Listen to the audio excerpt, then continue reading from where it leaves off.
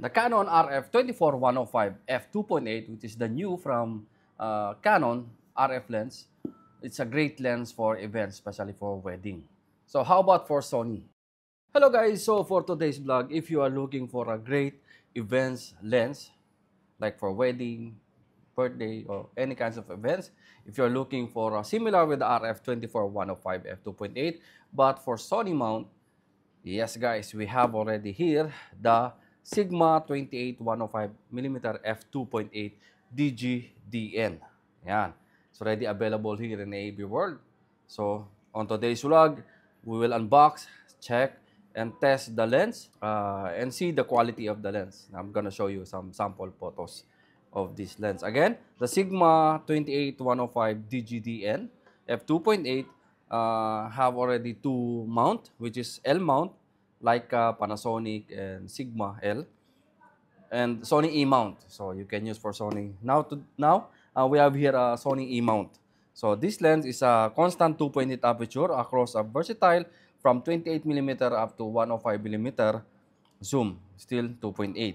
Again, superb portability thanks to a weight less than 1 kilo. Also has a fast autofocus and excellent build quality. So this is the Sigma, let's unbox, 28-105. So you have the manual. This is the lens with the bag. Okay, you have again another hood, maybe hood, or no, the strap for the lens. So yeah, this is the lens. Let's see.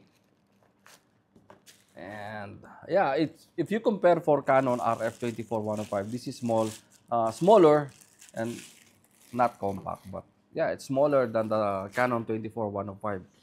Just if you compare, and both 24-105 and both f2.8. So this is the lens, guys, and yeah, let's try to take some sample photos using this lens.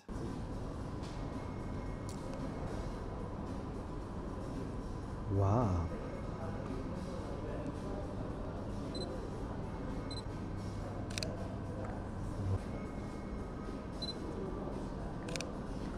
I come after break.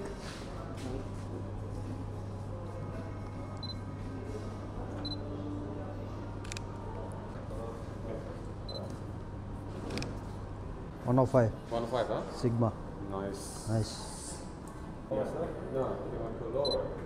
You say 1.4. Kitna hai? How much this one pare? Lens? Huh? It's very good lens. How much? 450, I think. 150 only? Super pare. Very super. See?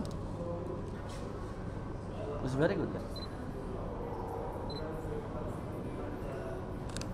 Take this. Vertical pare. Because yeah, I will.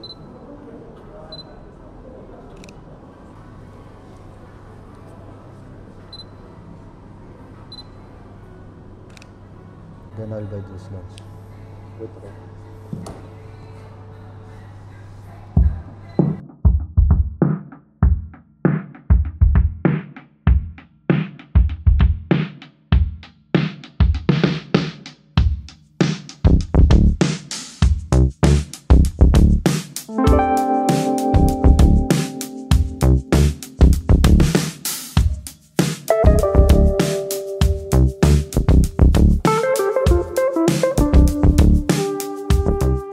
So guys, I think that's it for today's vlog. Again, if you are searching for a great events lens like wedding or birthday or any events, if you want one lens for all, this is the best option lens from 28-105mm f2.8. You have 28mm wide. You can, like, you have 28, 35, 50, 85, and 105. So you have like a 5 lens in one lens body, or 5 focal lens in one lens. Parang ganun. Yeah. So again guys, if you want to check the price and availability of this lens, Sigma 28-105, you can visit our website www.abworld.com. If you want to check the product itself, you can come visit us here in Megastore showroom. We have a piece of 28-105, so you can test. Yan guys, I think that's it for today's vlog. Again, if you want to check the price and availability For all Sigma lenses that we have, you can visit our website, www.abworld.com. And again, guys, if you're new to my channel and if you like this kind of content, photography or videography, you can subscribe and hit the notification bell, so at least you'll be updated for all the videos that I will upload regarding photo, video, tutorial, and comparison. So that's it for today's vlog. Thank you and mabuhay.